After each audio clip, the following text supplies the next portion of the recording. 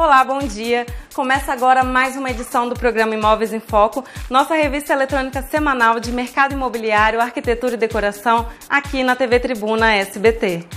E a gente já sabe que condomínios sempre podem trazer alguns problemas, não é mesmo? Pensando nisso, nós fomos até o Grupo Confiança para conversar com eles sobre um assunto polêmico, sobre contratações irregulares que podem estar acontecendo dentro de condomínios, e a gente foi saber a melhor forma de agir nesses casos. Nós vamos falar sobre esse assunto e o programa ainda está recheado de novidade, hein? A começar pela apresentadora. Confere tudo aí que preparamos para vocês. Preparamos uma matéria incrível sobre móveis de design assinados por grandes profissionais. No quadro Dicas do Profissional, você vai ver. Olá, meu nome é Bia Margon, arquiteta, e hoje no Dicas do Profissional iremos falar sobre cores e as sensações que eles causam no ambiente. E ainda, a arquiteta Lívia Picheira mostra pra gente o projeto de uma loja linda infantil. Tudo isso e muito mais você confere a partir de agora aqui no Imóveis em Foco comigo, Carol Zamboni.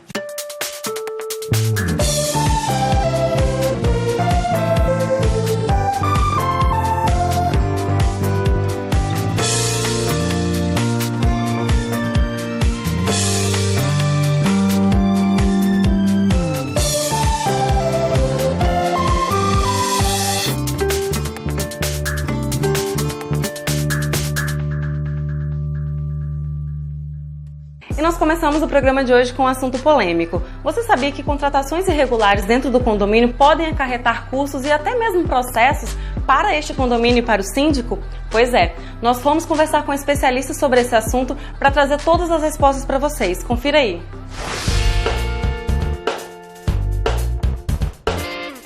E para esclarecer essas dúvidas, viemos aqui no Grupo Confiança e a gente se encontrou com a doutora Leidiane, que é advogada e especialista nesse assunto sobre contratações, todo esse assunto de condomínio, e ela vai esclarecer aqui um pouquinho pra gente sobre esse assunto, né, Leidiane? Diz se realmente o condomínio ele pode se responsabilizar por isso, como que é a prática? Na prática, o condomínio pode ser condenado em duas situações. Quando ele comete um erro na escolha da empresa, que é o que a gente chama de culpa em elegendo, ou na fiscalização, que é a culpa em vigilando. Como que isso se dá? O condomínio, na hora que ele vai contratar uma empresa, ele tem que ter algumas cautelas de estilo. Pedir certidão negativa trabalhista, certidão negativa de FGTS, de INSS e também pegar referências comerciais dessa empresa. Se ele não toma esse cuidado, ele pode ser responsabilizado lá na frente. Hoje em dia, esse tipo de precaução é fácil de ser tomado, porque com o CNPJ da empresa, o próprio síndico consegue entrar nos sites e retirar esse tipo de informação, e nós também temos diversos grupos de WhatsApp onde os síndicos estão reunidos e ali eles podem trocar esse tipo de informação. Outra situação muito importante também é que o síndico, antes de liberar o pagamento da administradora, ele monte um checklist onde ele exige dessa administradora o comprovante que ele está regular com os funcionários. E aí nisso ele tem que pedir o comprovante de pagamento dos salários, do vale transporte, do ticket de alimentação, os comprovantes de pagamento de FGTS e INSS. E nesse item é muito importante frisar que não basta que a empresa envie a certidão negativa, porque muitas vezes a empresa está com uma certidão negativa, ela consegue emitir, mas ela não está fazendo o pagamento. E daqui 2 anos vem a surpresa.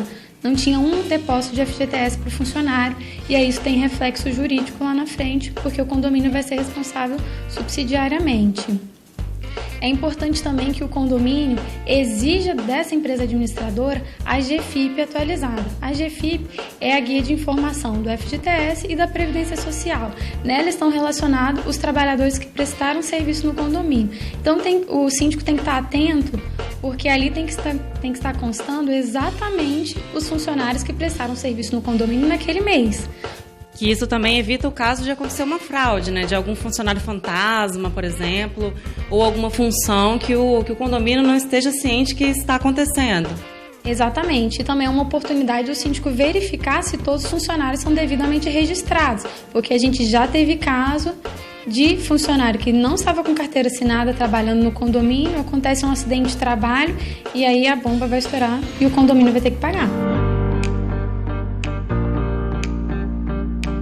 E, Leidiane, é comum a ocorrência, principalmente aqui no nosso estado, né, onde você atua, tem acompanhado esses casos, é comum a ocorrência desse tipo de fraude por aqui? falta de registro de mão de obra a gente vê muito na prática do dia a dia. Mas fraudes, como acontece em outros estados, de conluio entre empresas ou empresas e sindicatos para poder fraudar tanto o trabalhador quanto o fisco, não são comuns. Porque aqui nós temos 2 sindicatos e como o nosso território é muito pequeno, é fácil a fiscalização por esses entes responsáveis. A gente teve uma situação de fraude que tomamos conhecimento em Vila Velha, que tinha uma determinada empresa que estava orientando os síndicos a dispensarem os funcionários e pejotizá-los. O que é essa pejotização? É pedir que o funcionário se cadastre como um MEI e ele atuar no condomínio como um prestador de serviço. Isso é uma coisa muito séria, porque numa eventual reclamação trabalhista, o condomínio vai ser condenado a pagar todas as verbas trabalhistas e rescisórias e o síndico ainda pode responder a outros processos civis e criminais.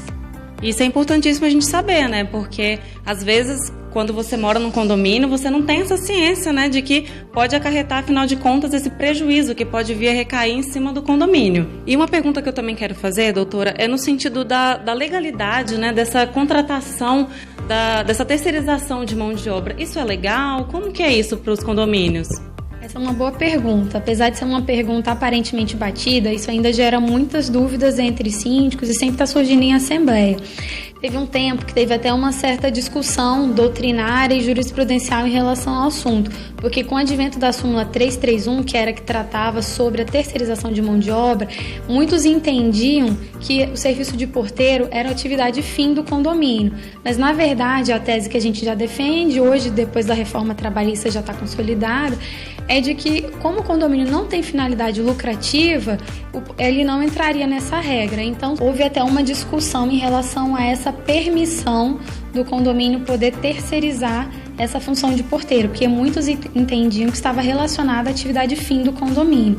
Mas é um entendimento nosso, que hoje com a reforma, né, e já estava pacificado nos tribunais, de que como o condomínio não tem uma finalidade econômica, essa terceirização é permitida sim. Depois da reforma já está consolidado esse entendimento. Então, pode sim ser feito, desde que sejam tomadas essas cautelas de estilo de fiscalização da empresa.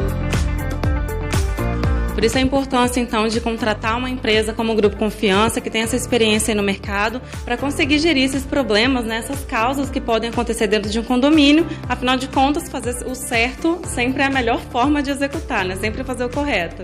Assim evita prejuízos financeiros.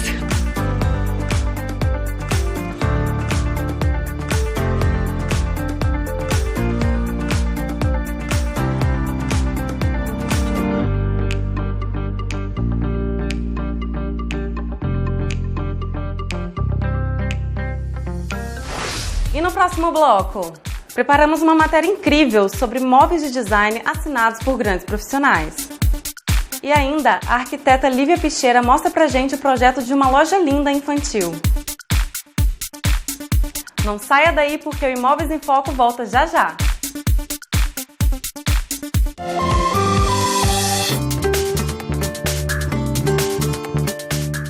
Estamos de volta do nosso intervalo comercial e agora me contem uma coisa. Quem não gostaria de ter um móvel assinado dentro da sua casa, hein? É puro luxo. Então, por isso, a Letícia deixou uma matéria prontinha para vocês falando sobre esse assunto com um especialista em móveis de decoração assinados. Quem é que nunca quis ter uma peça assinada por um designer famoso dentro de casa ajudando a compor a decoração? Quem é que, por exemplo, nunca ouviu falar da poltrona mole da década de 50 e que até hoje continua sendo uma das mais procuradas? Bom, Rodrigo, e aí você enquanto empresário, então, que trabalha com essas peças assinadas também na sua loja, é possível ter uma peça assinada, mas o motivo dessa valorização dessas peças, vamos tentar explicar para o pessoal de casa. Bom, primeiro vamos desmistificar aqui duas partes, né? A questão do design. Toda peça, ela tem um designer por trás. Ou ela é um designer, ou ela tem uma cópia. E outro ponto a ser desmistificado é que o designer tem um preço, né? As pessoas pensam que estão pagando às vezes pelo nome, isso não é verdade. Hoje em dia não existe essa margem em indústria nenhuma, nem no Brasil nem no mundo, né?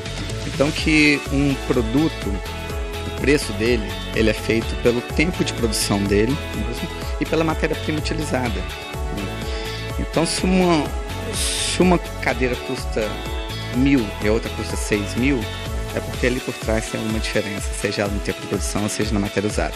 Até mesmo essa parte do design acessível, às vezes você pega dentro do mesmo designer, um designer famoso, por exemplo, vou dar um exemplo aqui do Jader Almeida, que é uma maior pessoa do design contemporâneo hoje brasileiro. Ele tem uma peça já que é icônica, que é uma mesa lateral chamada Jardim, que a mesma mesa, você tem a versão dela de R$1.000, R$1.500, ou tem a versão dela de R$7.000, R$8.000. A mesma peça. A diferença é só o material que foi usado. Às vezes uma usa latão, outra usa pedra, e aí a outra está usando ferro pintado. Então é uma questão só de escolha de material, às vezes torna a peça mais acessível.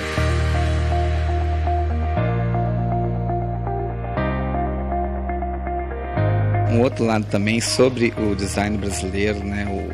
A história um pouco do design brasileiro. O design brasileiro, ele surge na época do modernismo, da arquitetura, a época de Lúcio Costa, a época de Oscar Niemeyer. O nosso principal representante do design brasileiro modernista é o Sérgio Rodrigues. Né? Ele tem uma peça hoje que é a principal peça brasileira, que é a Poltrona Mole. Tem muitos críticos que falam que ela foi um divisor de águas no design mundial. Tanto que o MoMA em Nova York, a única peça do acervo permanente dela brasileira é a Poltrona Mole. Então isso, estou passando um pouco pelo modernismo, porque eu queria mostrar um pouco da atemporalidade em cima do design. Né? Então uma peça dessa da década de 50, ela até hoje, ela está super em alta. Então também tem um lado do design como investimento.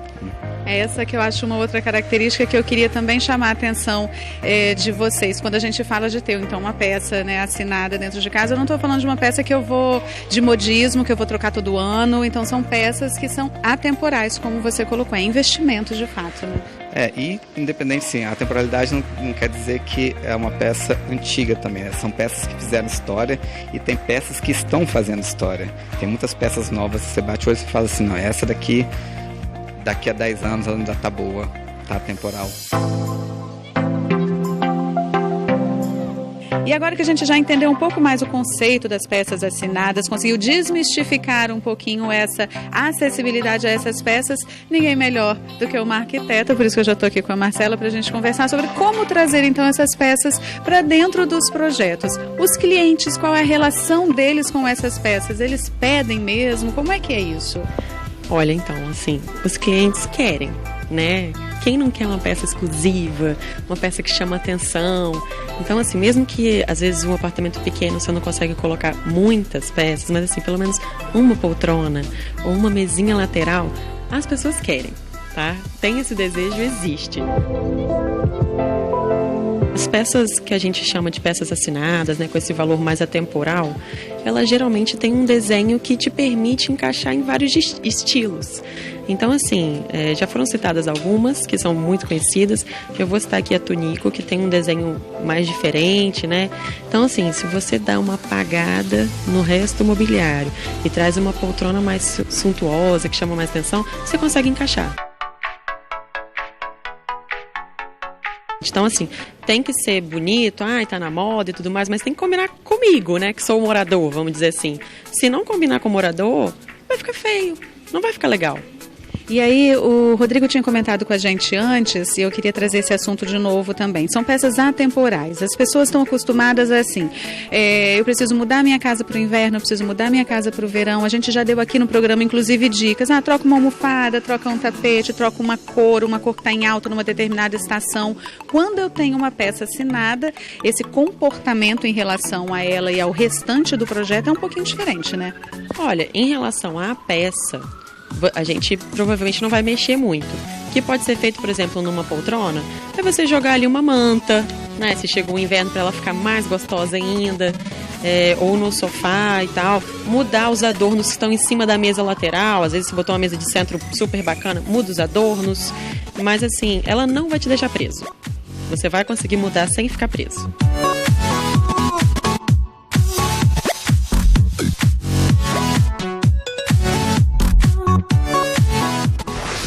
Letícia, eu adorei. Inclusive, já coloquei na minha wishlist como sonho de consumo ter um móvel desse dentro de casa, hein? E que tal agora conferir o quadro Dicas do Profissional de hoje?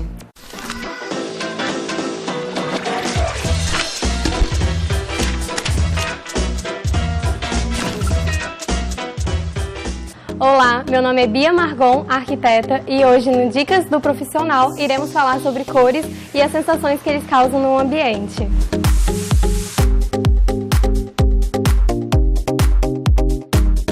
As cores, elas influenciam não apenas pelo aspecto visual, ela também determina quais são as sensações que você quer trazer para esse ambiente. Elas influenciam no humor, refletem na personalidade e trazem vida para o ambiente. O gosto pela cor é algo muito pessoal. Entretanto, como nós iremos coordenar essas cores no ambiente, é importante ter um planejamento.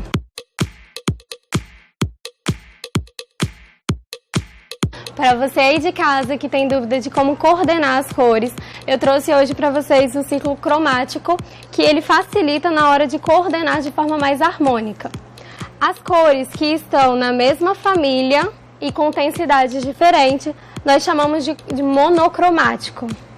Ela tem a mesma cor, entretanto com temperaturas diferentes.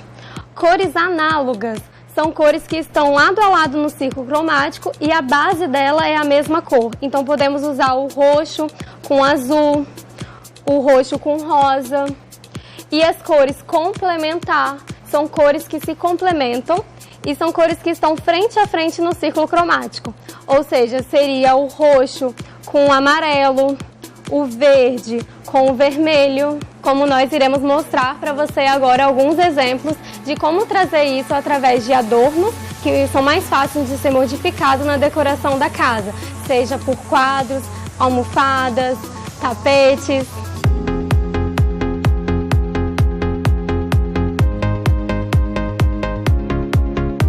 Como eu disse, aqui nesse ambiente nós temos o sofá na cor verde e as almofadas na amarela, trazendo cores análogas, cores lado a lado no círculo cromático. Junto com o roxo, ela vira cores complementares triangular. São duas cores análogas e uma que fica à frente no círculo cromático. E isso faz com que o ambiente fique harmônico e as cores elas conversam entre si, trazendo uma sensação agradável para o ambiente. Se você que ainda não trabalhou com cores no ambiente e ainda tem um pouco de receio de arriscar, um exemplo seria interessante trazer o monocromático, que são cores da mesma família, que nós temos um exemplo, e com tonalidades diferentes. As cores elas também podem vir no ambiente, não apenas nas almofadas, mas também nas pinturas das paredes, nos adornos, no tapete, nos móveis. Mas, entretanto, adornos, tapete, almofadas, elas, em relação a custo-benefício, elas são mais fáceis de ser trocadas. Eu sou Bia Margon e essas foram as dicas do profissional de hoje. Espero que vocês tenham gostado e que possam colorir a casa de vocês de uma forma mais harmônica.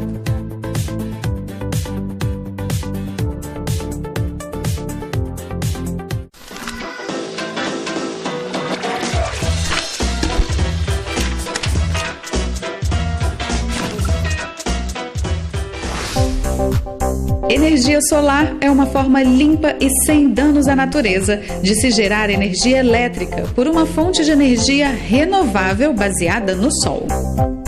A DCN Energia Solar oferece aos capixabas a oportunidade de gerar a sua própria energia de forma sustentável e econômica, tanto para residências quanto para empresas. Agende uma visita e surpreenda-se com essa tecnologia. Produza sua própria energia solar com a DCN Energia Solar. Telefone 99707-3639 e 99991-6770. Faça agora o seu futuro mais limpo. E aí, me conta, estão curtindo o programa? Confiram só o que preparamos no próximo bloco. A arquiteta Lívia Picheira mostra pra gente o projeto de uma loja linda infantil. Não saia daí porque o Imóveis em Foco volta já já.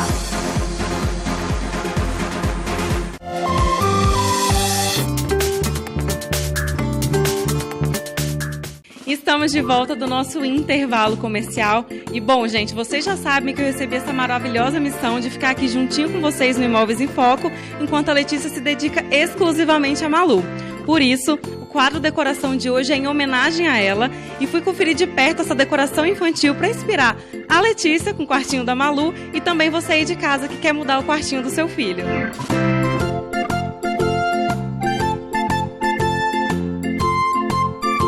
E agora estamos aqui com a arquiteta Lívia Picheira para falar para a gente um pouquinho dos desafios, né, de projetar um espaço como esse, né, um espaço infantil. A ideia inicial era trabalhar um ambiente que as crianças se sentissem à vontade. E hoje a decoração moderna dos quartinhos, né, principalmente dos montessorianos, está muito em alta. Então a gente quis trazer um pouquinho disso para dentro do espaço. E não um ambiente também completamente infantil, porque o público também era teen. E a gente tinha que atender tanto menina quanto menino. Então a gente trouxe essa pegada das cores também mais claras, que está sendo utilizado nos quartinhos, né, infantis mais modernos, um pouquinho de rosa, um pouquinho de azul, amarelo, para também trazer essa coisa divertida e lúdica, né? Eu vi que você pegou esses tons candy colors, né, que a gente já falou aqui no programa, a Letícia já tinha trago aqui pra gente, que é um tom que tá muito em alta, né? Então, assim, são tons que são muito legais e você trouxe isso pro projeto também. Sim, eu trouxe e também é a identidade visual da marca. Então a gente mesclou isso e trouxe outras cores, né? O amarelo, o madeirado, com tons mais claros para poder dar uma quebrada, para deixar tudo numa paleta mais aconchegante e clarinha, que a criança se sinta como se ela estivesse no quartinho dela aqui.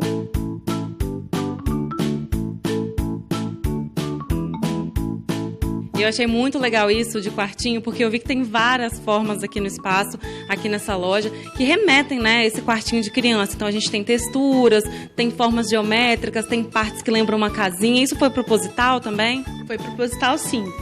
A gente trabalhou muito a forma, né, triangular das casinhas, sempre valorizando com a iluminação indireta, né, e trazendo um ponto de cor, né, para essa marcenaria, para a criança se identificar, né. Trouxemos também uma vitrine diferenciada, com um toque do ripado, que é uma coisa que está em alta, não só no infantil, mas também no design de mobiliário de uma forma geral.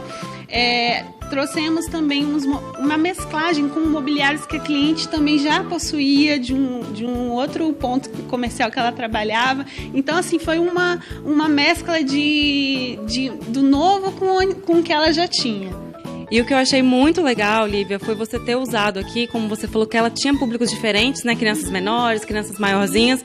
E nessa pegada do montessoriano, o que eu achei incrível é alguns expositores que você colocou aqui na loja, que a criança ela pode pegar a roupinha, né? Sim. A gente queria trazer essa coisa da interatividade, porque às vezes a mãe sempre tem aquela coisa, eu vou escolher, né? E a gente trazendo essa ideia, principalmente de colocar as araras também de frente, que a criança consiga ver o lookzinho pronto e ela, mãe, eu quero esse aqui. Né? E é interessante, então foi realmente proposital mesmo. E aí, Lívia, conta pra gente o que você usou aqui pra criança se sentir realmente como se ela estivesse no quartinho dela, na casa dela. Além de abusar dessa questão do lúdico, as formas geométricas, cores, a gente também teve essa preocupação de interagir, né? Da criança se interter para que a mãe também fique mais tempo para comprar, né? Que também é o objetivo de uma loja. Então a gente criou um espaço para a criança poder, se ela quiser desenhar, uns móveis numa escala, né, uma escala menor. Então tem um cantinho para ela sentar com uma mesinha mais baixa. Também criamos um espaço que, além de ser um espaço de espera, é também um ambiente com um puff mais baixo, né? Um banco mais baixo para que ela possa assistir um desenho e se sinta à vontade. E tudo isso, tanto o cantinho de desenho quanto o espaço para ver a televisão, são coisas que normalmente ela tem identificação com o quartinho dela, que é um cantinho que a gente chama da brinquedoteca, né? Que as mães sempre tentam explorar em casa. E então, assim, tudo isso faz com que eles se sintam uma atmosfera mais confortável. E a criança estando mais confortável, ela também fica mais tranquila, os pais conseguem olhar mais a loja, aproveitar mais esse tempo e também dentro de casa, né? Quando a gente está numa decoração de um quartinho, a criança fica mais em paz até. Eu também achei muito interessante, Lívia, falando dessa questão em tudo a altura das crianças, e você me explicou no começo que prezando pela segurança, você colocou o estoque, né? As coisas que as crianças não podem acessar, também foi uma coisa que você pensou no projeto. Eu achei muito interessante isso. Sim, aqui a loja era com uma dimensão reduzida. E a gente também tinha esse desafio de trazer um espaço de armazenagem, mas que também fosse seguro. Foi criado um pequeno espaço no fundo da loja para um estoque, porém não daria para armazenar tudo que a cliente precisava. Então a gente utilizou móveis baixos, né, de gaveteiros, mas não evidenciando puxadores, né, para as crianças não querer aquele interesse de abrir, de pegar. Então tudo com festoque, para que fique como se fosse um pai, né? Uma marcenaria, um tablado disfarçado, né? Para que ela não tenha essa curiosidade de pegar. Só a dona da loja, quando precisar, ir lá acessar. Isso as mães dos pequenos vão achar super interessante, né? Porque com essa pegada do montessoriano, de tudo à altura da criança, a primeira preocupação que devem vir para você, os seus clientes, é em relação à segurança, né, da criança, porque já que ela pode pegar tudo, e aí, como ficam esses objetos, né? Exatamente, então foi por isso que a gente primou muito para a segurança. Tem algumas formas arredondadas na loja também, por conta dessa questão da criança bater, né, e tudo. Então, assim, foi tudo muito pensado. E a circulação, apesar de ser uma loja pequena, a gente conseguiu ainda manter uma circulação confortável, porque a criança possa brincar e correr à vontade. E isso a gente sabe que as crianças gostam, né? Então você conseguiu traduzir isso aqui. Eu amei muito esse projeto. Parabéns. Muito obrigada. Foi uma delícia fazer esse projeto.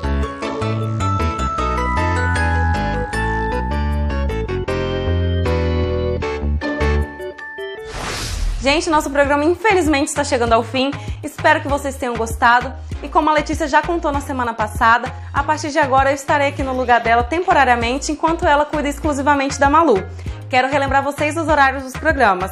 Todo sábado às 9 horas, domingo às 10 horas e quarta-feira às 11 horas da manhã. Mas se você perdeu alguma coisa, não se preocupe. Acesse o nosso site Tribuna Online e lá você confere este e outros programas. E não esqueça de curtir as nossas mídias sociais, hein? Tem Facebook, tem Instagram e eu tô lá para responder vocês e tirar todas as dúvidas. Espero vocês na semana que vem. Um beijão e até lá!